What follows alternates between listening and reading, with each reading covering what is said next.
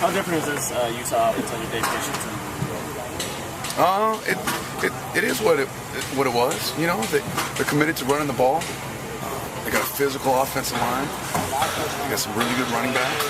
At the same time, they got a quarterback that, and when he gets hot, and he's got some really good receivers to throw to. So, shoot, for a defense as hungry as we are right now, and as eager as these guys are to prove to the world kind of who they are, who they want to become, it's a great challenge for us. It's the perfect team for us. It really is. How much has Ish raised his game defensively since last year, the year before that? He just continues to get better. He's one of those, like, coach's son types, you know, just savvy, just understands the game at a high level. You know, and that's not by accident. The guy works his absolute butt off, man. He's the guy. If you see me, I'm always behind the DBs, right? He's that guy. I hear him just like he's working that hard, and he's communicating, and he's running to the ball, and he's trying to become really the leader of this defense, you know, from the back end, and he's doing a great job of that. It's fun to watch him work every day. It really is.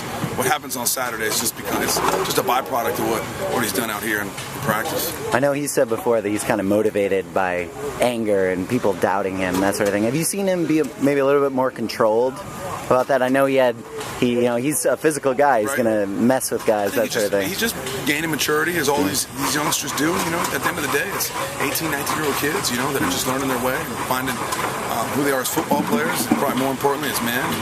And he's definitely finding his own little niche, which it's been just invaluable to us in defense. What was your impression of Pat McKinley last week? It's good. I mean, shit, he plays his butt off. I mean, he's got great physical skill. It's just a matter of getting him up to speed with our scheme, and once we do, it's going to be, you know, he's that guy that can give us that added element as far as pass rush is concerned. You know, we gotta get our guys going a little bit. You know, we ran out of gas a little bit last week. You know, it's like we sit down and I love our offense. They're explosive. Noel over here, you know, he's dialing up 80-yard plays. You know, that was just in the back pocket now. I know. And so our pass rushers over there, they take 2 seconds break and then boom, and then they're up again. You know, so we end up losing a little bit of our edge as far as the pass rush is concerned. But we're gonna get that back, and all of our pass rushers are eager to do that. How much do you take into account fatigue when they're playing 100 and so plays when you're assessing how the defense did? Right. I mean, you take into consideration for sure, you know, but at the same time, we got to be better at maybe getting a better rotation, you know, whatever it is. There's a lot of different ways we can do this, you know, changing the way we rush them a little bit, applying a little bit more pressure. It's one of those things, though. It's hand in hand. You go into a game and you start accumulating plays.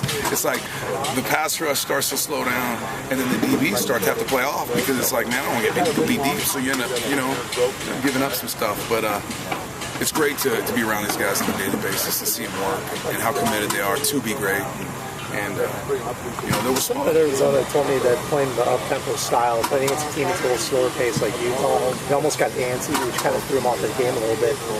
Do you prepare a little bit differently in a week like this for a team like Utah that doesn't play quite the same tempo as Arizona State? Our service stuff is slowed down a bit, you know. We still got tempo to it, but it slows down a bit, which it's different, you know, because you're so accustomed to, we go all through training camp and we see our offense and they're always on the ball, they're always rolling, it's just super, super fast, so it's almost like, what's going on? Why isn't the ball snapped? You know, it does. It's a different mindset, and it's a different approach, but I think our guys are gaining the maturity now to understand that. I think that will, they're excited about this one. Yeah, they're excited about this one.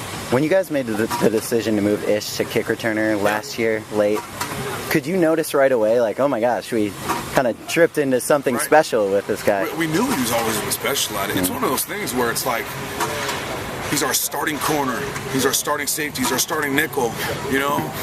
What more can you ask from him? And all of a sudden you put him back there, and you know, there's always the thought in the back of your mind, knock on wood, right, that something bad would happen, we lose a valuable guy in defense, but he is just so dynamic, you just...